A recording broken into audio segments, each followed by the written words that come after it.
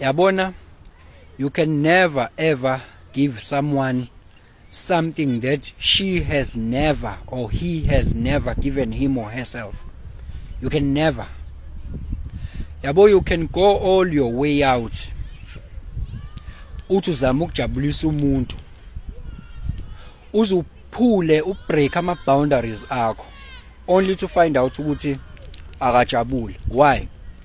That is an inside job. Ngeke uzukwazi ukuyenza wena. Umuntu okwazi ukuyenza uyena. Ngalesi sikhathi ubingelele changes akasha uthi kungenzeka noma yini, noma inini, noma kanjani, kunoma ubani, ngoba impilo ayisiyona lento ocabanga ukuthi iyona. Possibilities are infinite in the universe. Your own consciousness is your own limitation. Kukude lapha sisuka khona futhi kukude lapha siya khona. Beka phansi umoya, ungatatazeli. Uyabona, namhlanje ngifuna ukulapha umuntu othola ukuthi unomuntu. Nansi into engimele uyazi nge-relationship, noma ngabe yipi, ngabe friendship, ngabe noma yipi nje. Njoba nje singabantu sinal those connections or tribal connections and what's not. Those things involve sacrifices. A relationship is all about sacrifice. Ukwakha ubudlelwano nanoma iluphi uhlobo lobudlelwano is all about sacrificing. But kuloko sacrifice lokho, we have to reach a consensus. I sacrifice okungokwami engazi ukuthi lokho kungokwami, but nansi into engimele ukuthi uyazi, as long as another person is involved in your life, it will never ever happen 100% your way. As long as another person is involved, so leave that room ukuthi things will never ever happen 100% your way. And don't try to make the other person or another person or involved naye whichever relationship, don't try to make him or her over because you want things to happen 100% your way. Things will never ever happen 100% your way. It's all about ukuthi nawe usacrifice naye asacrifice. And wena muntu musukuzama ukubenda ama bridges uthi wenzela ukuthi kujabule lo ngaphesheya. Yazi ukuthi lento enjabulo futhi isilima ngoba into ekhohlekayo nje. Ngisho ngingakwenzela ilo linga 150,000 ngikusiza ngelinye ilanga, kodwa lokho kokujabulisa kwangaleso sikhathi ngoba lento yenjabulo, it's all about chemical imbalance. Umzimba masuku homeostasis nje kusuke kungasekona lokho ukuthi ngangijabula leso sikhathi kwaphela, then here we are.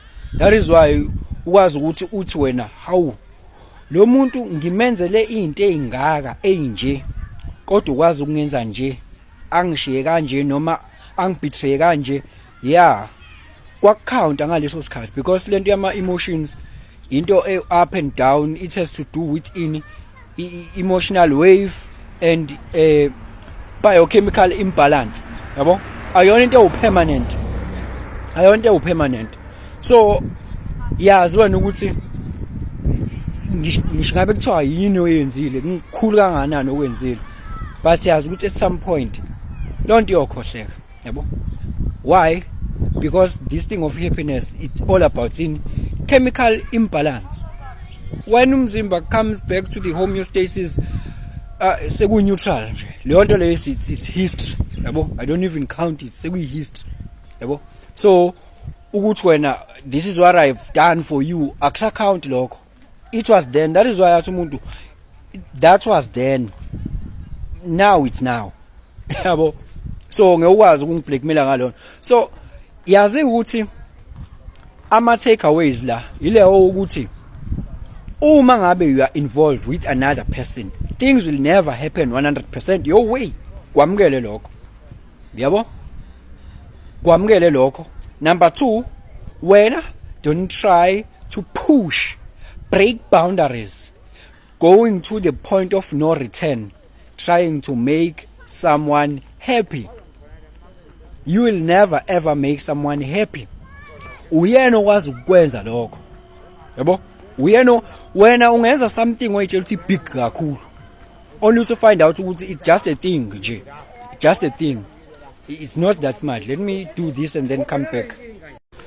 Yabo ngisho unga involved nomuntu ekuthiwa this one is the nicest person ever on earth, so unice lo muntu lo, ube involved naye in whichever way, kodwa kumele wazi ukuthi things will never happen 100% your way. Kunozoba nezinto ozokhala ngazo wena, kuthiwa lo muntu nice, kuzoba nezinto ozokhala ngazo wena, yabo.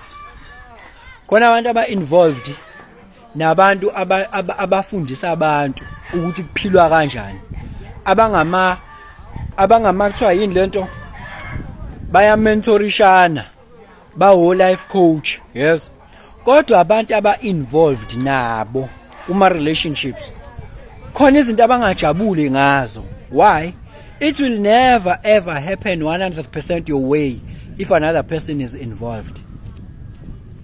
So nawe don't try to be a saint muntu, ngoba lo muntu ongale ngeke izinto zize zenzeke ngalendlela le afuna ngayo, ngeke uzukwazi ukwenza izinto ngalendlela le afuna ngayo yena. Do your best wena, do your best wena, yabo.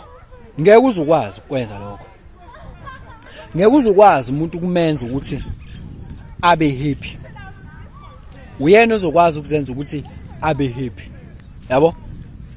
Ngoba lento ifana abantu sebeyibonile, yabona umuntu uma engabe ngakufundi, ngisho ungenzani, ngisho ngamnikeza le ayiniko, ngisho ngamnika imali, ngisho ngaminikani, ngisho ngenzani, ucikwa yikona kona lokho ukuthi le madlana yakho noma umthengele lento umthengele yona, lento ukuthi yakho angisho ngenzani, yabo.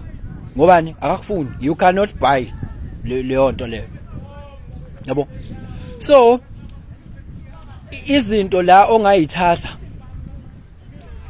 ukuze ukwazi ukuthi ube at peace, ngoba akufakani kwi peace lento yokuthi uthi uzame konke wenze konke ucansi ungakwenza, kodwa uthola ukuthi leli linye iside elingali alikho kule level wena ocabanga ukuthi bekumele ngabe likuyona, uthi ngoba ngikwenze konke nje, yabo, leli side elingali, yabo.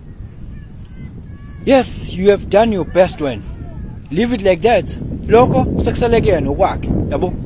When as long as you did not hurt yourself that much trying to make this person happy, yabo, ungayikhohlwa wena, musunguyikhohlwa, ungayikhohlwa wena, uyikhohlelwa omunye umuntu, ungalingi uyenze leyo nto, ungalingi nje uyenze leyo nto, uzikhohlwe wena, uzikhohlelwe omunye umuntu. Into ebalekile first la it's you, because wonke lo mhlaba obonayo ukuthi ubalekile wena nalabantu esibabalekile abekho mangabe ungekho wena.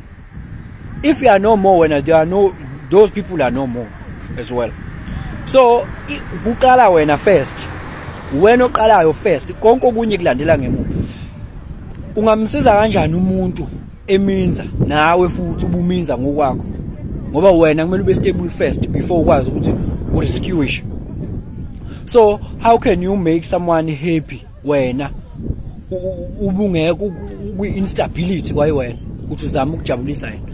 Hence uthola ukuthi i-relationship mayisiphela kuba khona into ekuthiwa emotional damage. Mayisiphela leyo relationship, la ngikhuluma nge-relationship kamathandana kuphela, khuluma ngayo yonke ihlobo le-relationship, friendship, whatever, konke, yabo. Uthola ukuthi mase seyiphela leyo relationship, seyi-break down, kuba khona ukuthi hawu mhlabeni alikho iqiniso, yabo. Usebuka manje umuntu ama-sacrifices anzima, yena abekade lama-sacrifices emdenta yena, emenza ukuthi azikhohlwe yena, yabo. Into ebalulekile la uwe first, uyezwa, bese kulandela omunye umuntu, ngoba labantu othi wena babalekile uyabathanda, they don't exist if you don't exist as well. Bakhona ngoba wena ukhona, yabo. So ungazikhohlwa. Don't try to go all your way out denting yourself trying to make someone happy. Don't do that. If you are involved with another person, things will never happen 100% your way. Ngoba even ngisho wethu nje nawe ukubona ukuthi things we accept wena uzixolela ukuthi things did not happen your way, uyakwazi ukuzixolela wena, but how much more omunye umuntu mase say involved.